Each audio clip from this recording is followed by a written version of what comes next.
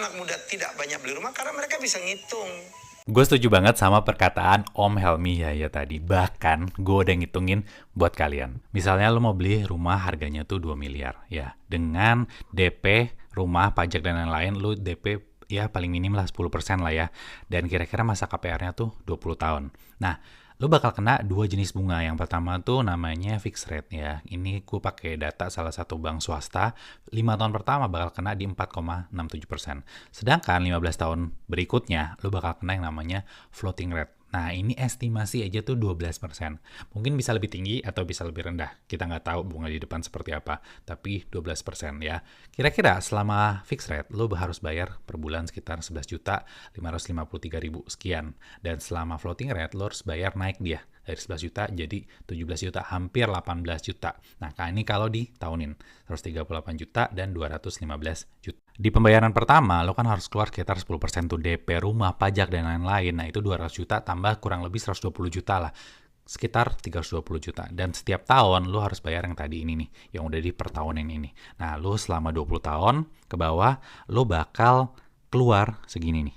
4,239 M miliar. Padahal harga rumahnya cuma 2 M. Tapi di akhir lo bayar segini. Sekarang kita bandingin gimana kalau misalnya sewa di tempat yang sama, komplek yang sama, bahkan tipe rumah yang sama. Gue udah research. Nah, kalau misalnya lo sewa, lo tuh per tahun cuman bayar sekitar 60 juta, which is ini 3% lah ya. Nah, rata-rata mungkin 3-4% ya, bisa 60-80 juta. Gue cari yang 60 juta, ini belum furnish juga, sama kayak rumah lah ya, masih kosong. Dengan asumsi kenaikan sewa per 4 tahun itu sekitar 20%, nah gue udah bikin ini, harga sewanya. Setiap 4 tahun dia naik 20%, 20%, 20% ya. Kira-kira selama 20 tahun, lo tuh keluar 1,785 M. Tapi yang tadinya lo harus bayar 138 juta per tahun, lo sekarang cuman bayar 60 juta, lo tuh punya yang namanya duit nganggur. Ibaratnya kita bilang duit dingin lah ya. Nah, setiap tahun ya kira-kira duit nganggur lo tuh segini, udah gue hitungin. Nah, begitu dia masuk floating, duit nganggur lo kan makin tinggi nih, yang harusnya dipakai buat bayar cicilan KPR, ya, jadinya ya dipakai buat bayar sewa. Ada duit sisa segini. Kalau misalnya duit ini kita selisihnya ini ya, duit nganggur ini kita investasiin 7% ya per tahun, ya lu lihat ke bawah. Lu bisa dapat uang sekitar 5 miliar. Ini uang bersih lo, bener-bener cash ya di rekening investasi lo. Anggaplah kalau 7%. Ini rata-rata investasi. Lo mau reksadana, obligasi, lo ada saham juga, ada apapun kita kasih average 7%. Jadi dari data yang tadi aja kalian tuh bisa lihat sendiri. Duitnya at the end of the day itu sebenarnya lebih banyak mana. Rumah yang tadinya cuma 2M, setelah KPR itu lo harus bayar lebih dari 4M.